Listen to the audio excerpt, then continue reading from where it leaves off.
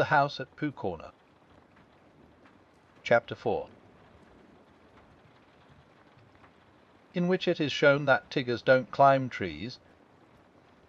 One day when Pooh was thinking, he thought he would go and see Eeyore, because he hadn't seen him since yesterday. And as he walked through the heather, singing to himself, he suddenly remembered that he hadn't seen Ole since the day before yesterday. So he thought that he would just look in at the 100 Acre Wood on the way and see if Ole was at home. Well, he went on singing until he came to the part of the stream where the stepping stones were, and when he was in the middle of the third stone, he began to wonder how Kanga and Roo and Tigger were getting on, because they all lived together in a different part of the forest. And he thought, I haven't seen Roo for a long time, and if I don't see him today it will be a still longer time. So he sat down on the stone in the middle of the stream and sang another verse of his song, while he wondered what to do. The other verse of the song was like this: I could spend a happy morning seeing Roo, I could spend a happy morning being Pooh. For it doesn't seem to matter if I don't get any fatter, and I daren't get any fatter, what I do.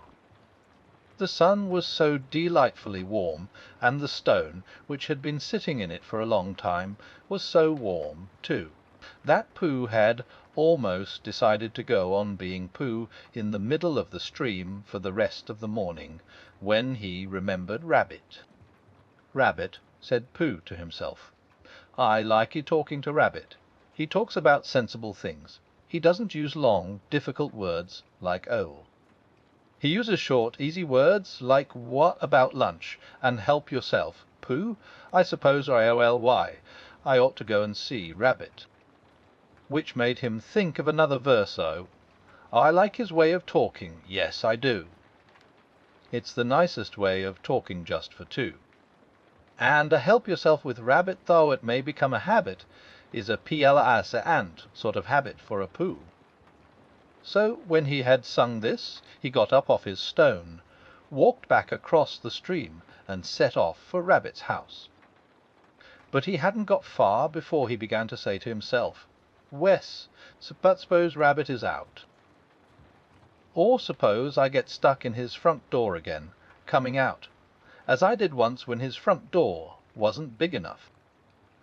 Because I'm not getting fatter, but his front door may be getting thinner. So wouldn't it be better if? And all the time he was saying things like this he was going more and more westerly, without thinking, until suddenly he found himself at his own front door again. And it was 11 o'clock, which was time for a little something. Half an hour later he was doing what he had always really meant to do. He was stumping off to Piglet's house. And as he walked, he wiped his mouth with the back of his paw, and sang rather a fluffy song through the fur. It went like this: I could spend a happy morning seeing Piglet, and I couldn't spend a happy morning not seeing Piglet. And it doesn't seem to matter if I don't see Ole and Eeyore, or any of the others, and I'm not going to see Ole or Eeyore, or any of the others, or Christopher Robin. Written down like this, it doesn't seem a very good song, but coming through pale fawn fluff at about 11:30 on a very sunny morning, it seemed to Pooh to be one of the best songs he had ever sung. So he went on singing it. Piglet was busy digging a small hole in the ground outside his house. "Hello, Piglet," said Pooh. "Hello, Pooh," said Piglet, giving a jump of surprise. "I knew it was you." "So did I," said Pooh. "What are you doing?" "I'm planting a haycorn, Pooh, so that it can grow up into an oak tree, and have lots of haycorns just outside the front door instead of having to walk miles and miles. Do you see, Pooh?" "Supposing it doesn't," said Pooh. "'Twill, because Christopher Robin says it will, so that's why I'm planting it." "Well," said Pooh, If I plant a honeycomb outside my house, then it will grow up into a beehive." Piglet wasn't quite sure about this. "Or a power of a honeycomb," said Pooh, "so as not to waste too much. Only then I might only get a piece of a beehive, and it might be the wrong piece, where the bees were buzzing and not honeying. Bother." Piglet agreed that that would be rather bothering. "Besides, Pooh, it's a very difficult thing, planting, unless you know how to do it," he said, and he put the acorn in the hole he had made, and covered it up with earth, and jumped on it. "I do know," said Pooh, "because Christopher Robin gave me a nasturtium seed, and I planted it, and I'm going to have nasturtiums all over the front door." "I thought they were called nasturtiums," said Piglet timidly, as he went on jumping. "No," said Pooh, "not these. These are called nasturtiums." When Piglet had finished jumping, he wiped his paws on his front and said, "What shall we do now?" And Pooh said, "Let's go and see Kanga and Roo and Tigger." And Piglet said, "Why, yes, let's," because he was still a little anxious about Tigger, who was a very bouncy animal, with a way of saying "How do you do," which always left your ears full of sand, even after Kanga had said, "Gently, Tigger dear," and had helped you up again. So they set off for Kanga's house. Now it happened that Kanga had felt rather motherly that morning, and wanting to count things, like Roo's vests, and how many pieces of soap there were left, and the 2 clean spots in Tigger's feeder. So she had sent them out a packet of watercress sandwiches for Roo, and a packet of extract of malt sandwiches for Tigger, to have a nice long morning in the forest, not getting into mischief. And off they had gone. And as they went, Tigger told Roo, who wanted to know all about the things that Tiggers could do. "Can they fly?" asked Roo. "Wes," said Tigger. "They're very good flyers, Tiggers are. Stormy good flyers." "Oh," said Roo. "Can they fly as well as Owl?" "Wes," said Tigger. "Only they don't want to." "Why don't they want to?" "Well, they just don't like it, somehow." Roo couldn't understand this, because he thought it would be lovely to be able to fly. But Tigger said it was difficult to explain to anybody who wasn't a Tigger himself. "Well," said Roo, "can they jump as far as Kangas?" "Wes," said Tigger, "when they want to." "I love jumping," said Roo. "Let's see who can jump farthest, you or me." "I can," said Tigger, "but we mustn't stop now, or we shall be late." "Late for what?" "For whatever we want to be in time for," said Tigger, hurrying on. In a little while they came to the 6 pine trees. "I can swim," said Roo. "I fell into the river and I swimmed. Can Tiggers swim?" "Of course they can. Tiggers can do everything." "Can they climb trees better than Pooh?" asked Roo, stopping under the tallest pine tree and looking up at it. "Climbing trees is what they do best," said Tigger. "Much better than Pooh's." "Could they climb this one?" "They're always climbing trees like that," said Tigger. "Up and down all day. Ho, Tigger, are they Ariel?" "I'll show you," said Tigger bravely. "And you can sit on my back and watch me." For of all the things which he had said Tiggers could do, the only one he felt really certain about suddenly was climbing trees. "Oh, Tigger, oh, Tigger, oh, Tigger!" squeaked Roo excitedly.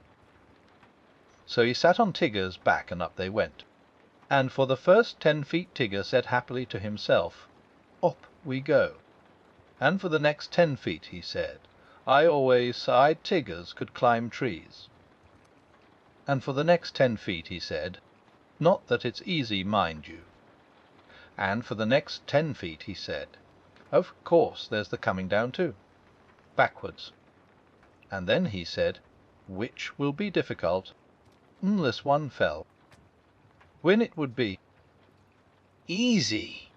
And at the word "easy," The branch he was standing on broke suddenly, and he just managed to clutch at the one above him as he felt himself going. And then slowly he got his chin over it, and then one back paw, and then the other, until at last he was sitting on it, breathing very quickly and wishing that he had gone in for swimming instead. Roo climbed off and sat down next to him. "Oh, Tigger," he said excitedly, "how are we at the top?" "No," said Tigger. "Are we going to the top?" "No," said Tigger. "Oh," said Roo rather sadly, and then he went on hopefully. "That was a lovely bit just now, when you pretended we were going to fall bump to the bottom, and we didn't. Will you do that bit again?" "No," said Tigger. Roo was silent for a little while, and then he said, "Shall we eat our sandwiches, Tigger?" And Tigger said, "Wes, where are they?" And Roo said, "At the bottom of the tree." And Tigger said, "I don't think we'd better eat them just yet." So they didn't. By and by Pooh and Piglet came along. Pooh was telling Piglet in a singing voice that it didn't seem to matter if he didn't get any fatter. And he didn't H-I-N-K he was getting any fatter, what he did, and Piglet was wondering how long it would be before his hay-corn came up. "Look, Pooh," said Piglet suddenly. "There's something in one of the pine trees." "So there is," said Pooh, looking up wonderingly. "There's an animal." Piglet took Pooh's arm, in case Pooh was frightened. "Is it one of the fiercer animals?" he said. "Looking the other way." Pooh nodded. "It's a jaguar," he said. "What do jaguars do?" asked Piglet, hoping that they wouldn't. "They hide in the branches of trees, and drop on you as you go underneath," said Pooh. "Christopher Robin told me." "Perhaps we better hadn't go underneath, Pooh, in case he dropped and hurt himself." "They don't hurt themselves," said Pooh. "They're such very good droppers." A Piglet still felt that to be underneath a very good dropper would be a mistake. There, and he was just going to hurry back for something which he had forgotten when the jaguar called out to them. "Help, help," it called. "That's what jaguars always do," said Pooh, much interested. "They call help, help, and then when you look up they drop on you." "I'm looking Dowabbin," cried Piglet loudly, so as the jaguar shouldn't do the wrong thing by accident. Something very excited next to the jaguar heard him, and squeak it. Pooh and Piglet, Pooh and Piglet. All of a sudden Piglet felt that it was a much nicer day than he had thought it was, all warm and sunny. "Pooh!" he cried. "I believe it's Tigger and Roo." "So it is," said Pooh. "I thought it was a jaguar and another jaguar." "Hullo, Roo!" called Piglet. "What are you doing?" "We can't get down, we can't get down," cried Roo. "Isn't it fun, Pooh? Isn't it fun Tigger and I are living in a tree, like all, and we're going to stay here for ever and ever? I can see Piglet's house. Piglet, I can see your house from here. Aren't we high? Is Old's house as high up as this?" "How did you get there, Roo?" asked Piglet. "On Tigger's back, and Tiggers can't climb downwards, because their tails get in the way only upwards, and Tigger forgot about that when we started, and he's only just remembered. So we've got to stay here for ever and ever, unless we go higher. What did you say, Tigger?" "Oh, Tigger says if we go higher we shan't be able to see Piglet's house so well, so we're going to stop here." "Piglet," said Pooh solemnly, when he had heard all this, "what shall we do?" And he began to eat Tigger's sandwiches. "Ere they stuck?" asked Piglet anxiously. Pooh nodded. "Couldn't you climb up to them?" "I might, Piglet, and I might bring Roo down on my back, but I couldn't bring Tigger down. So we must think of something else." And in a thoughtful way he began to eat Roo's sandwiches too. Whether he would have thought of anything before he had finished the last sandwich, I don't know. But he had just got to the last but one, when there was a crackling in the bracken, and Christopher Robin and Eeyore came strolling along together. I shouldn't be surprised if it hailed a good deal tomorrow. Eeyore was saying, blizzards and what not.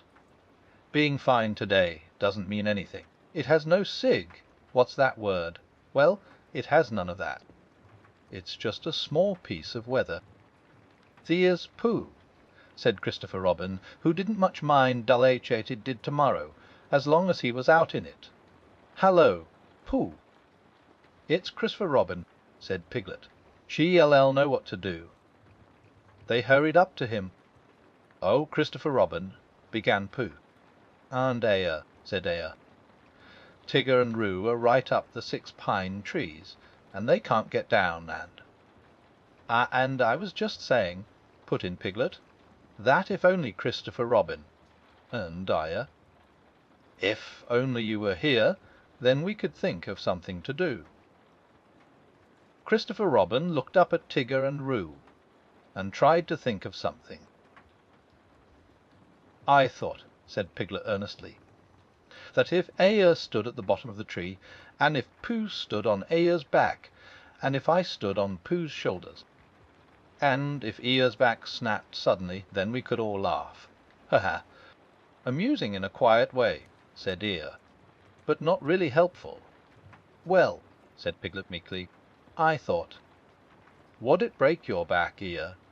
Asked Pooh, very much surprised. That's what would be so interesting, Pooh, not being quite sure till afterwards. Pooh said, oh, and they all began to think again. I've got an idea, cried Christopher Robin suddenly. Listen to this, Piglet, said Eeyore, and then you'll know what we're trying to do.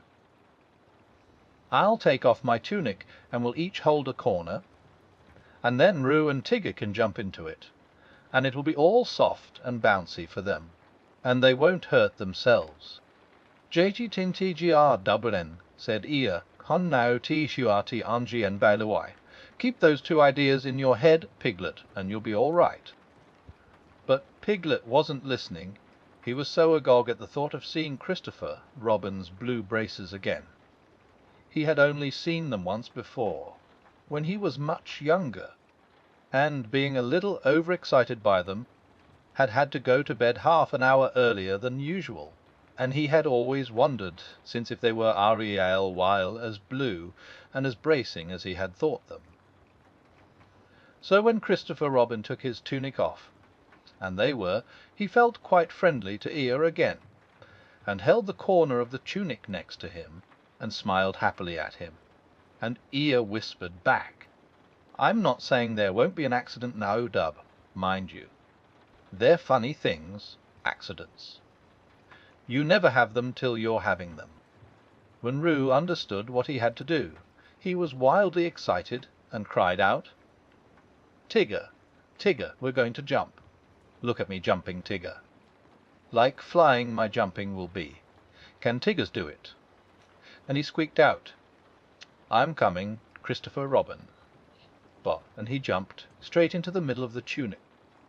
And he was going so fast that he bounced up again almost as high as where he was before, and went on bouncing and saying, oh, for quite a long time, and then at last he stopped and said, oh, lovely. And they put him on the ground. Come on, Tigger, he called out, it's easy. But Tigger was holding on to the branch and saying to himself, it's all very well for jumping animals like kangas, but it's quite different for swimming animals like Tiggers. And he thought of himself floating on his back down a river, or striking out from one island to another, and he felt that that was really the life for a Tigger. Come along, called Christopher Robin, you'll be all right. Just wait a moment, said Tigger nervously. Small piece of bark in my eye. And he moved slowly along his branch. Come on, it's easy, squeaked Roo, and suddenly Tigger found how easy it was. Oh, oh! He shouted as the tree flew past him. Look out! Cried Christopher Robin to the others.